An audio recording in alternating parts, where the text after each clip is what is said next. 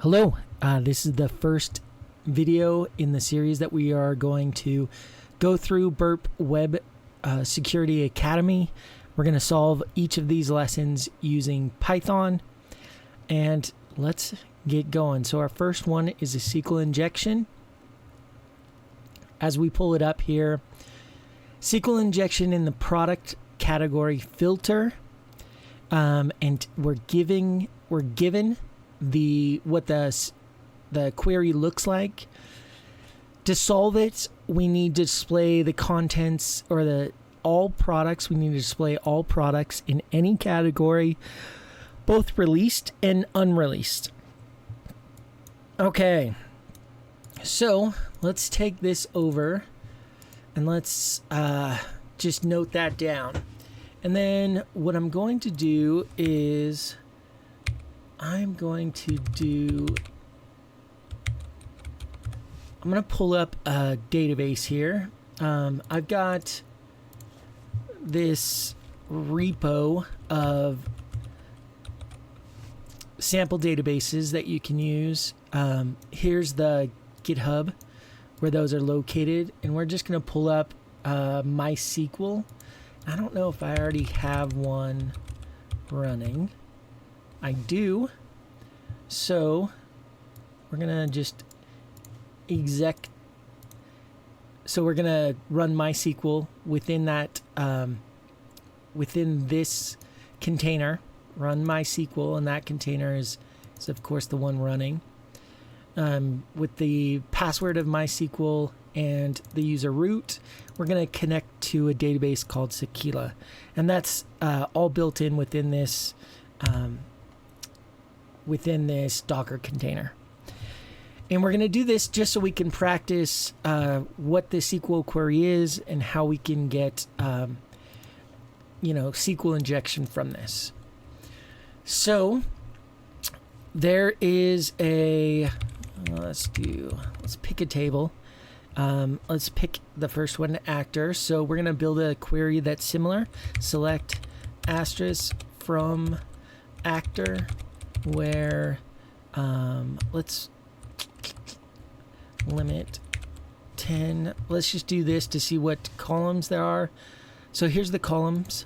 We're going to do select asterisk from actor where last name equals Guinness.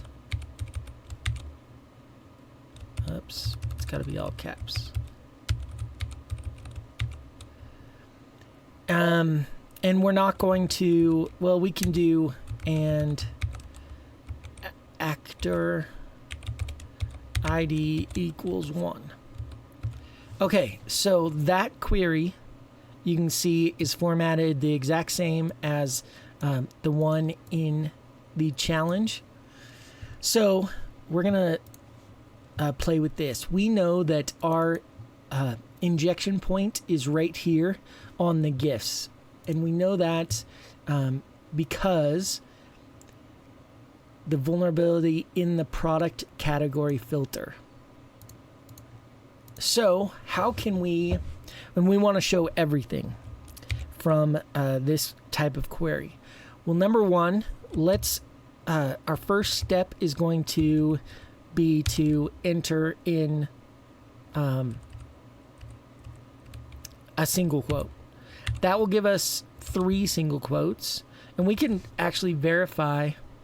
Let's go here that single quote will work. As soon as I pull up the lab, you'll see. Hopefully it comes up. There we go.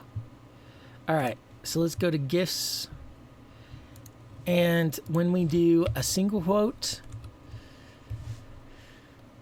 we can see that we get an internal server error. So that's a good sign. To confirm SQL injection, we can, and the reason why this fails is because just like imagine this query here, all we did was add GIFs and then a single quote.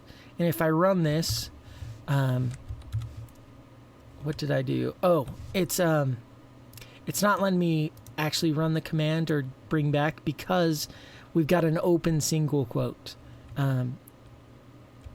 Whoops. All right. So if we go back to the thing here, the lab, and we put in another quote, this will make the query runnable. You can see we get 0 results.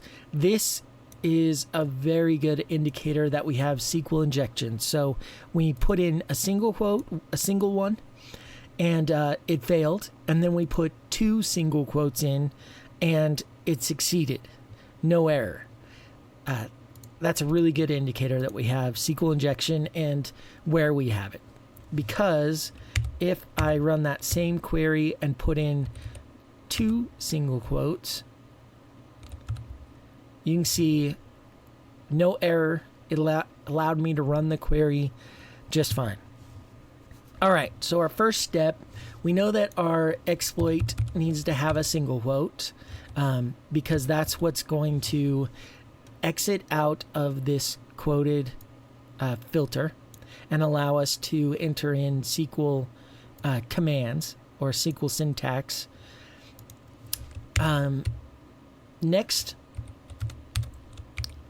we want to kill off all of this restriction here, this and actor ID equals 1, or in the case of the lab, and released equals 1, because we want to see all of them. If you go to Portswigger SQLi cheat sheet and we look at the comments, we can see that the double dash is used in all of the available databases that this program might use. So we're going to use a double dash, and because MySQL has a space as a requirement, we're going to use this one to try to eliminate that that last filter, which is the and released. So I'm going to just paste this here.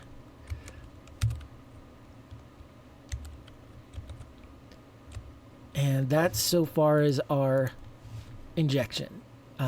So this is what it looks like to start. We're going to enter in a single quote, 2 dashes, and then a space. And I'm going to run that. It's the semicolon at the end of the query right now is commented out because of our double dashes. So I'm going to enter another one and hit enter. And you can see now, instead of just receiving the 1 result, which we got up here, we get 3. And that's because we commented out this last filter, actor ID equals 1.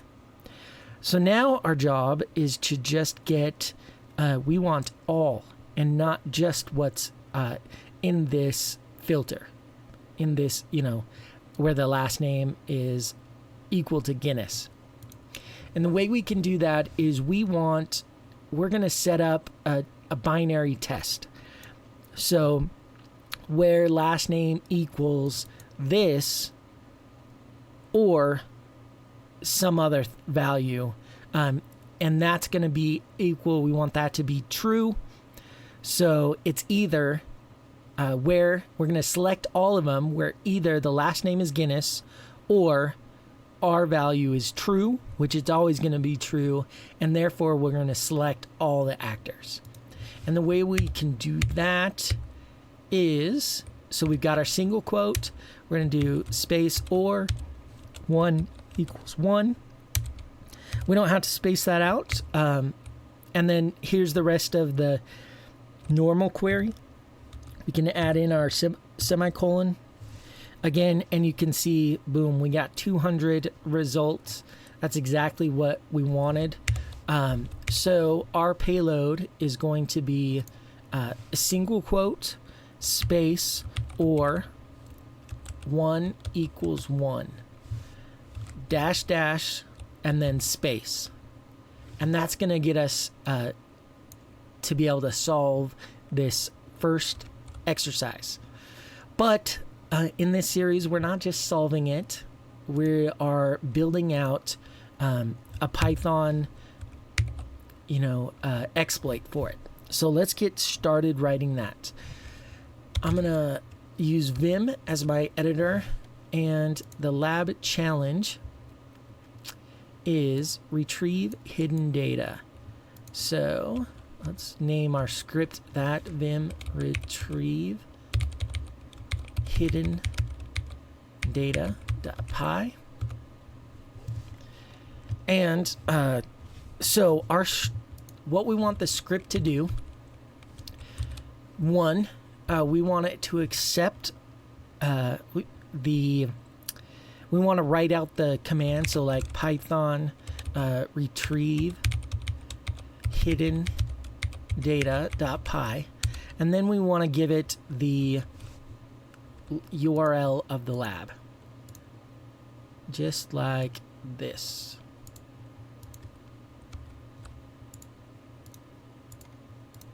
Whoops.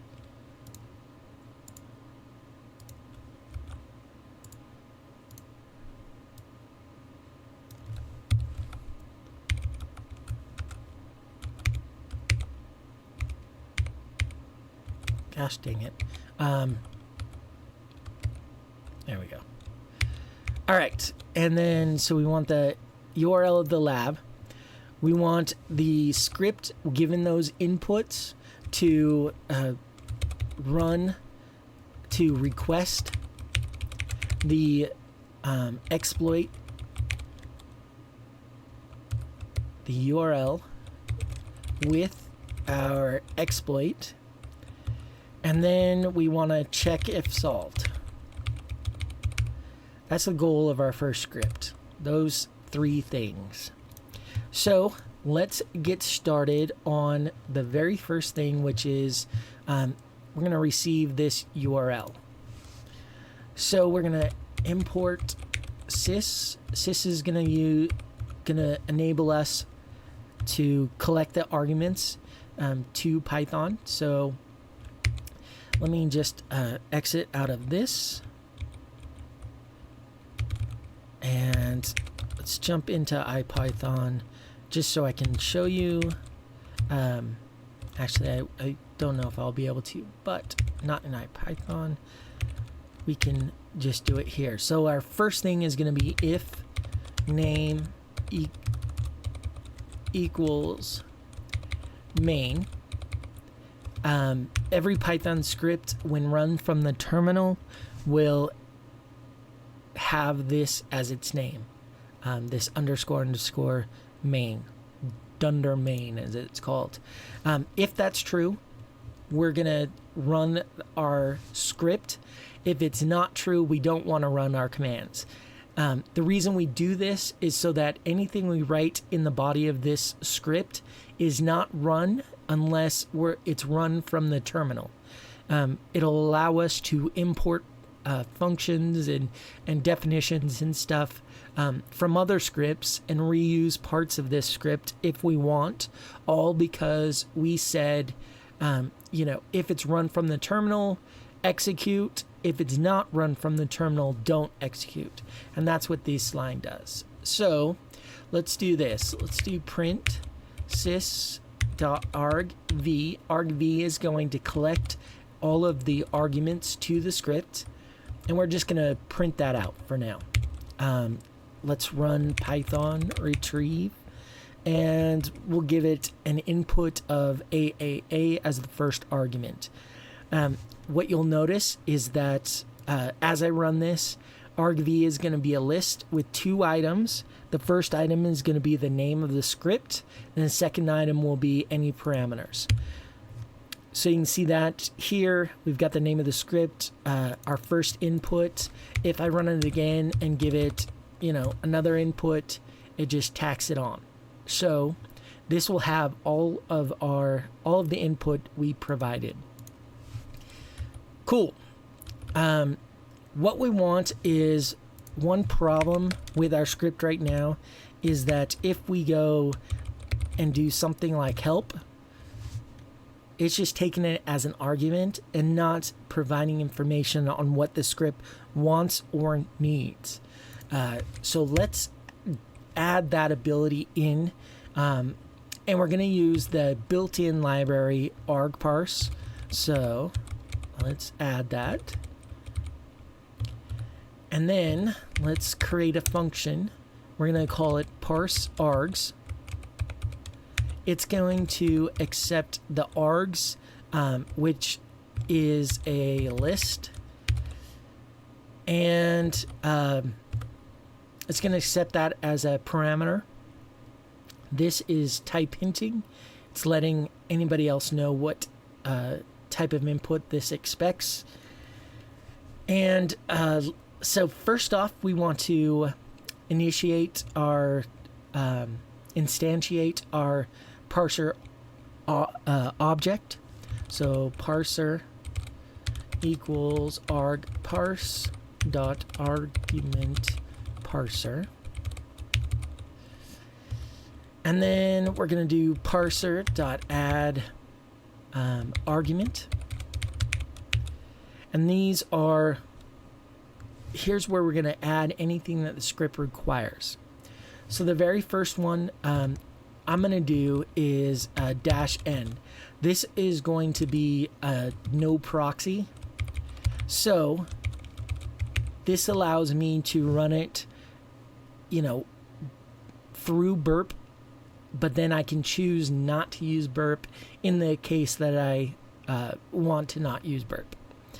So I'm giving it a -n as the option, and if I wanted to type out the longer name, -- no proxy. What I want with this is when I add it to have this be false, or when I add the -n, I want this to be true.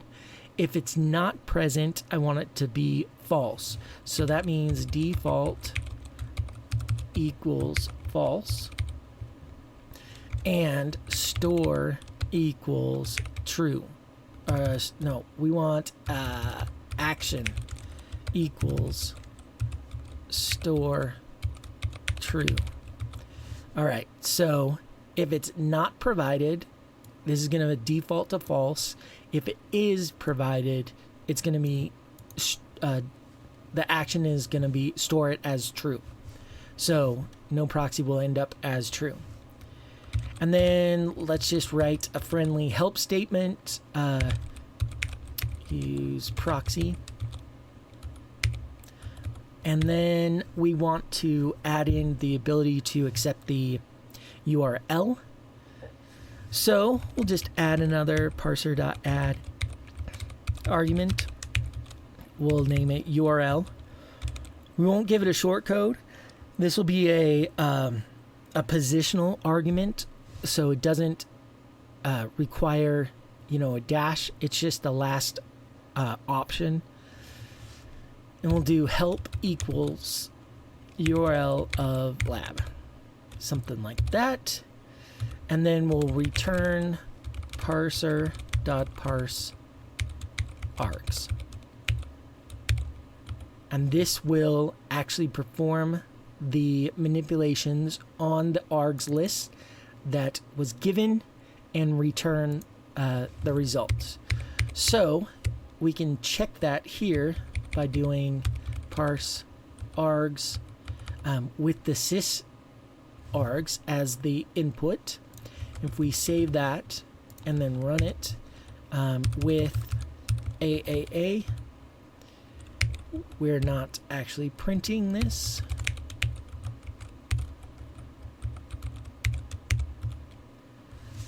And we can see we've got the argument type object now. So it has a namespace. We have no proxy. Default is false. And we have the URL that we provided as a positional argument. If we did -n, we've got no proxy this time, true, and the same everything else. And if we add a second positional argument, we get an error because there is no functionality for that second positional parameter. And then finally, we have help now that shows us the positional, and then what options we can use with the script. All right, so that's an awesome start. We're gonna do next. We're gonna create a main, and this is just a convention. It doesn't have to be called main, but that's what we're gonna call it here. We want to do this. Let's do args equals parse args, and then we're gonna do main args. So we're establishing where using the parse args, and then we're going to pass those to our main function, and the args will be these two here. So remember, we want to, so we've got this one done, which was just the functionality of the script. We want to request the URL with our exploit. So the first thing I want to do here is what if I enter in the URL sometimes without this ending backslash and sometimes with? I want to be able to take that into account here. So the first thing I'm going to do is create another function called normalize URL, and this is going to take in a URL, and I'm going to say if URL.ends with slash, we can do something. Now the question is, do I want them to always end with slash or never? I think I always want them to end in slash. So if they end in slash, I want to do nothing.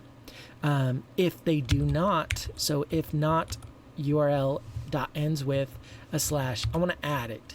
URL equals URL plus slash, and then we can return URL. This will add a slash to the end of the URL if one does not exist, and it will do nothing if the URL has one. So just a convenience function for me, so I don't have to remember, how to, or the format of this URL string.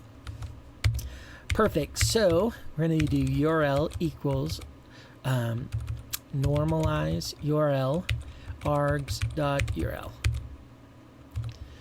Now we want to do the request. So request is a import requests. Request is and not a built-in library. So we're going to have to install that. You'll notice how I separated it, and this is another best practice, not a requirement, but I'm separating the built-in libraries from anything that I'm installing locally, just to indicate to anybody that uses a script which are which. If I had any libraries that I'm using that are part of this package that I'm importing, I would put them here, so another blank line, and that way we have built-ins, third-party, and local packages separated all by spaces. We don't have any of that yet, so we can just remove that. Let's go about installing the requests. So I'm going to go to my Web Security Academy. I'm going to do Python, my Python.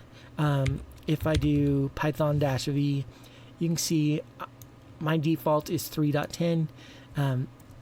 Use Python 3 however you need to, but yeah. All right, so I'm going to do Python-m pip, and then install. Wait, what am I doing? I want Python-m pip. No. Venv. .venv.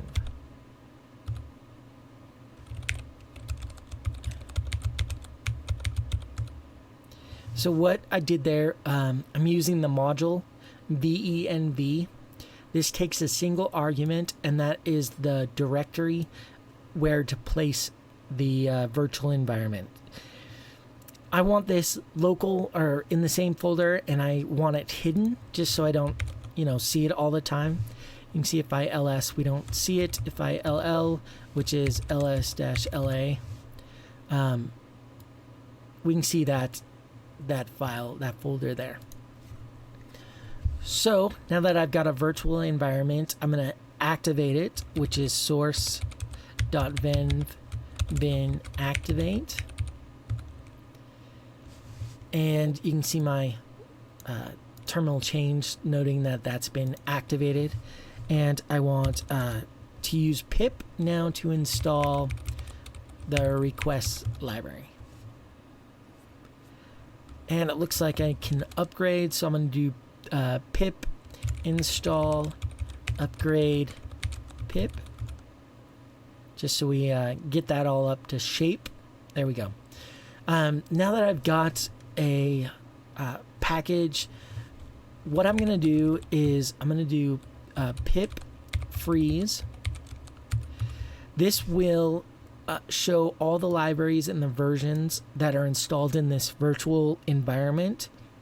This is handy because knowing this, I can rebuild the virtual environment just with this text file or just with this output.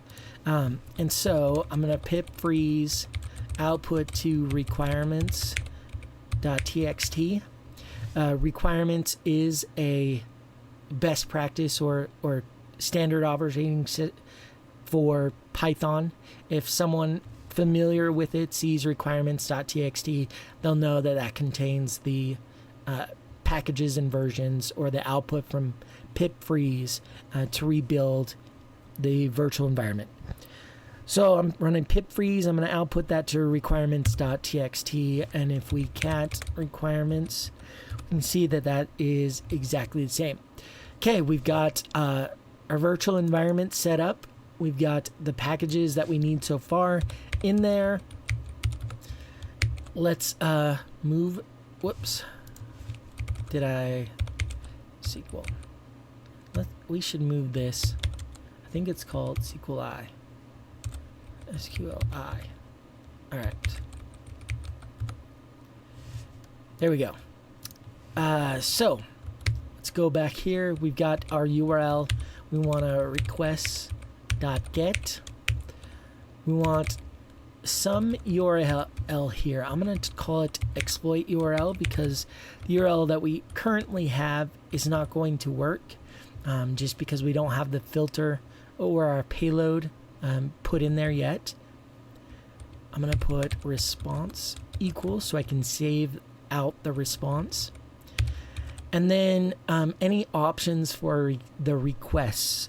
Like I said, I want to sometimes proxy this through burp and sometimes not. So up here, I'm going to create a global variable called proxies.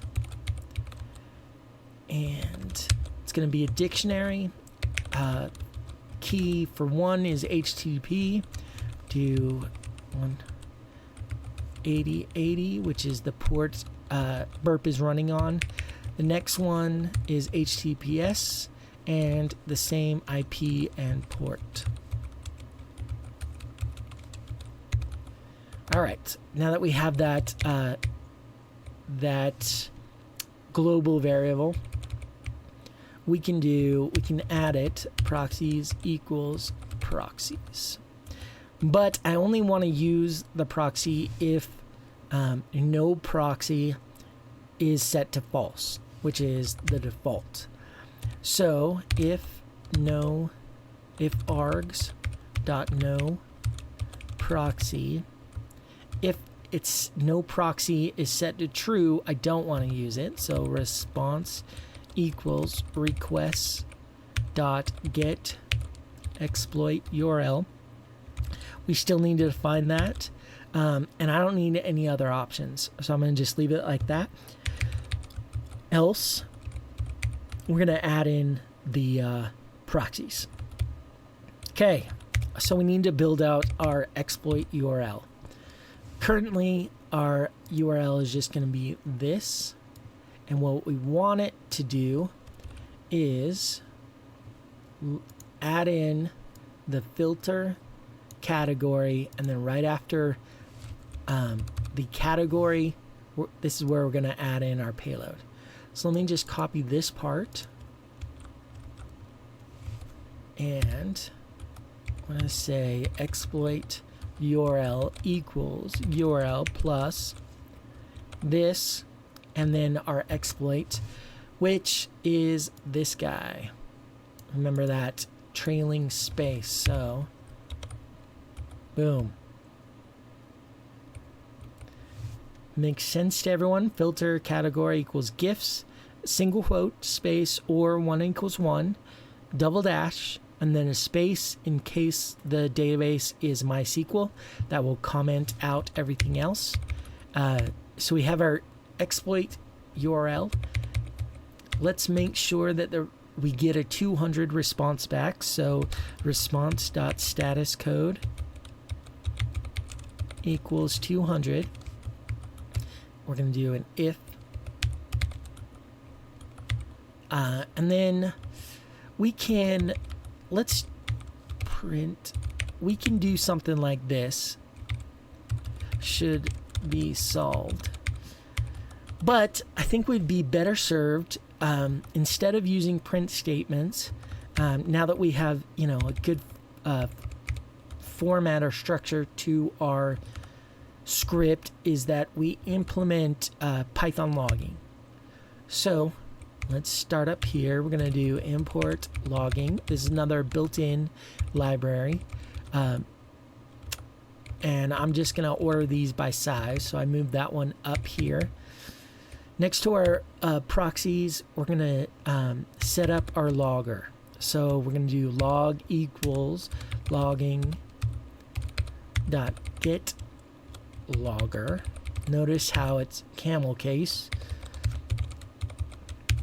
And this is going to get the current logger and set the name of it to the name of this package. If we're running that from the terminal, it's going to be main.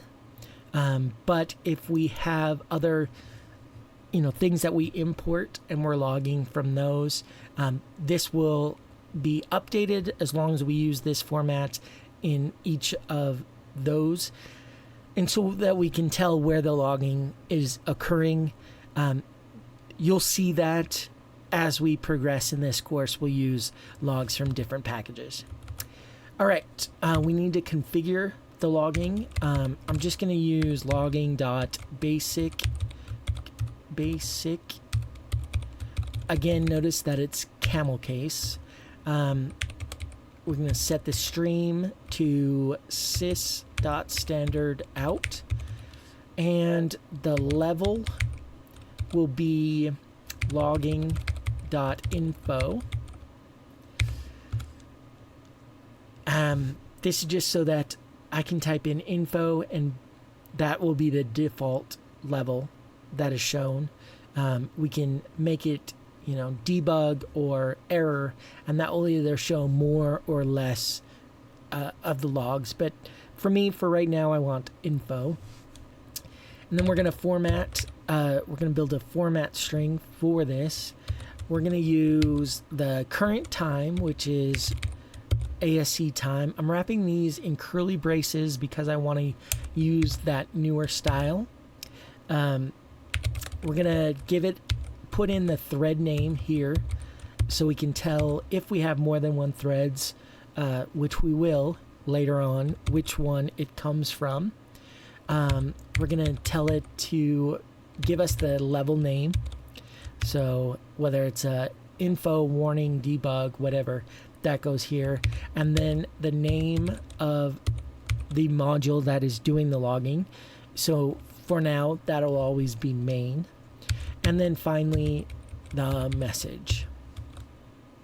And then lastly, second to last, we want to tell it the style we're going to use. And I'm going to use the curly brace style so I can just, add things to the log message using curly braces. And then we're going to set the date format equal to %, we're going to do hour, we're going to do minute, and then we're going to do second. And that's it. So our logging is now configured, and we can use that instead of here. We can do log.info lab should now be solved. Let's do another one here. Log.info getting URL and then exploit URL, and I'm going to use an F string so that we can see the URL that the script is going to use as it uses it, so we can if there's any errors, and it tells us what part of the process it is in. And that's basically it. So this is a pretty fast script. We did add a lot of template or structure to the script, but all of this will be used multiple times. So let's time to check this, see if it works. We did timeout, so let me go ahead and open up a new lab. This is what's good about allowing us to add the URL in the command as we run the script, so we can just provide it with the URL if a timeout happens. So we're going to do Python retrieve hidden data with the URL. We'll use burp for this first one, though we won't necessarily need to. And I think that's it, so let's do it. Oh, you know what? We're getting all these errors, and that's because right here, when we do the requests, if we're proxying it, which we are by default, it's going to validate the certificate. We don't need that because the certificate will be invalid for the host, and that's because we're using burp. So we can just do verify equals false. Let's run that again.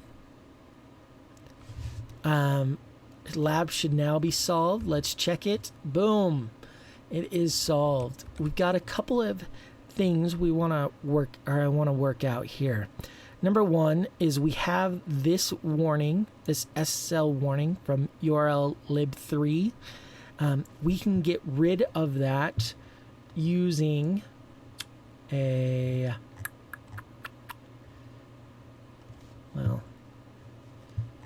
let's see. It is, I have this written down because I use it quite a bit. Let me just find it.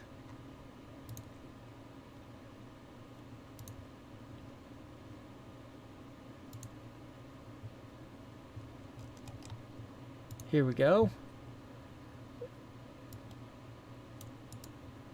All right. I'm going to put this up with all the other kind of global stuff. And we're going to import URL lib3. Okay, that should help us to ignore the URL lib3 warnings. Let's run it again. Boom. We've got that. Next, it says lab should now be solved. I want to be able to check if it's actually solved. We can see what the page looks like if it's solved. One thing to keep in mind is that as we solve these, this doesn't pop up right away. It takes a second. And that's because of some WebSocket stuff in the JS in this header. So we want to check, in order to build our check if solved part, we want to request the base page, base URL for the lab. And then we want to check if this phrase exists in that response. If it doesn't, let's just tell it to sleep for like 2 seconds and then try again. That way, if we're early, we get a second shot at it. And that should be plenty of time if we actually solve it. All right. So if we inspect this, we can see it's in an H4, and it's language that's easy, appears nowhere else on the page. So we can copy in our HTML. That'll get us the text. In our main, let's write a function called isSolved. It'll need some arguments, but I want to paste that first. So it'll accept the URL. And remember, this will be our base URL. We're going to do another, we're going to do basically this here again. So if we need no proxy, let's just send it no proxy instead of args no proxy.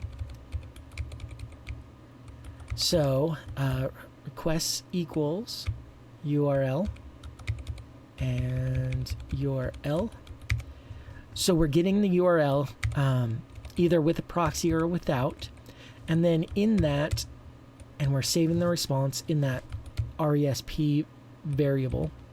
We want to check if this phrase in response.text, then we know we've solved it. So we want to return true, and then let's log this. So log.info, checking if solved. Log.info, lab is solved. And if it doesn't, if it's not solved, again, we want to sleep the 2 seconds and then do all of this again. Instead of duplicating this code, what I can do is I can put all of that in another function within a function. So def retrieve contents, and that's really what it's doing, is getting the contents of the page. This will take the URL and no proxy, and then I'm going to throw all of that in here. We're going to, instead of doing an else here, we're going to do retrieve. The reason I'm doing this is because this, this part here is only going to be called within this function. That's the only place I'm going to use this code. And I want to run it multiple times. So instead of writing this out multiple times, I'm just going to write it out once, call it twice. Okay? Retrieve contents, URL, no proxy.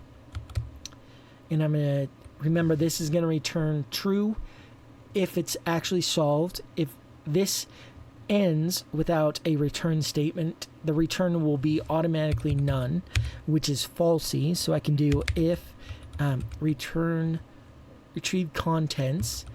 If that's true, we're going to do return true. Actually, we don't need this. Let's do if not. So if it's falsy, we want to sleep again. We want to sleep for 2 seconds, then run it again. So let's import time. And we're going to do time.sleep 2 seconds. And then we're going to run that again. And here's where it's handy. First, let's log info, checking if solved. And we're going to do retrieve contents, URL, no proxy. So it's handy that I wrote that into a function so I can not duplicate the code but still run it twice. Because I run this log in both, I don't know if I want to change this language so it indicates a second, but oh well. Let's just move this inside the function because it's, you know, called twice. And anyway, so that should be perfect code to check if the lab is solved. So instead of lab should now be solved, let's do is solved. We want to provide it the URL and args.noProxy. The URL is our normalized URL from this line, and that should be good. We can do if so. We can do solved equals if solved. Let's do solved equals false. The reason I had to put this up here is because I set the value inside an if statement. If it's not solved, this variable won't exist, and so I'll get an error. So if I set it by default to false, it gets updated here, and then it'll always exist at this line.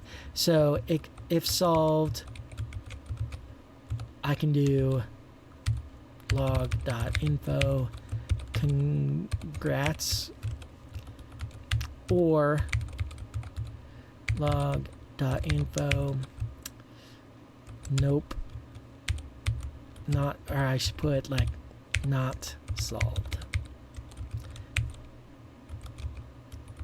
All right, that should be it.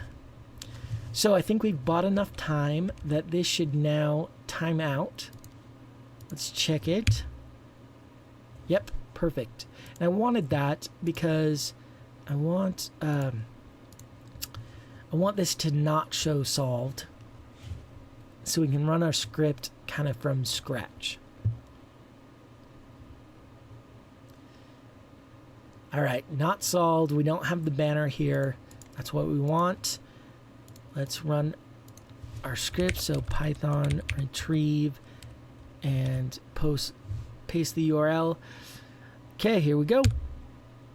Getting URL, checking is solved. Lab is solved. Uh-oh. And solved equals is solved. What? We messed up something here. Return true. Return false. Solved. Let's do I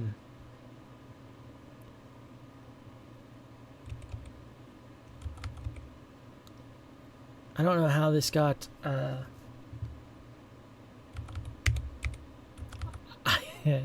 don't know what's going on here, but that's all right. We can do, instead of just doing this, is solved URL args.noProxy.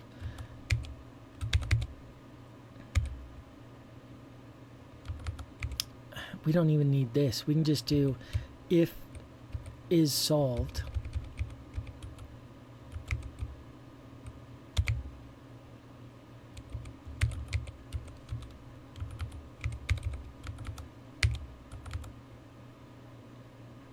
Else not solved.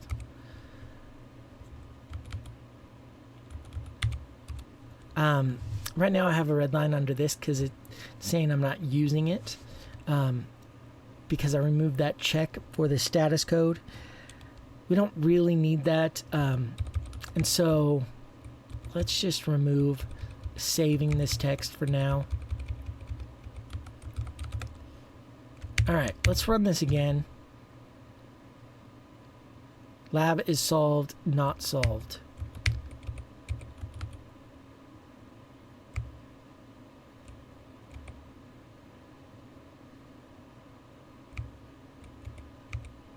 Log info Oh, duh. This is a problem right here, because in this function, I'm returning true, and it's just returning from here. So, and then I'm always returning false. Let's just not add this check here. I hope that makes sense. So basically this, because I have return true in this line, it's not returning from is solved, it's returning from retrieve contents.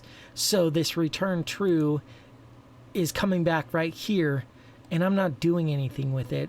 So I'm never going to know from this whether it's solved the way it's currently written.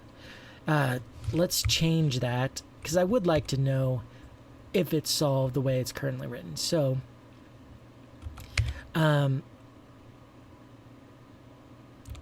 if so, we want solved equals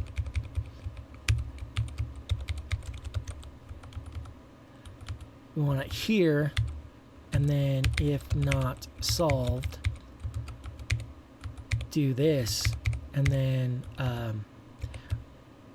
we can do if solved, return true, else sleep for 2 seconds, and then retrieve the contents. And then this will this return will get down here, will be set to is solved, or in this if statement. This one won't. Hope that makes sense. Sorry about that. What do I have? Oh.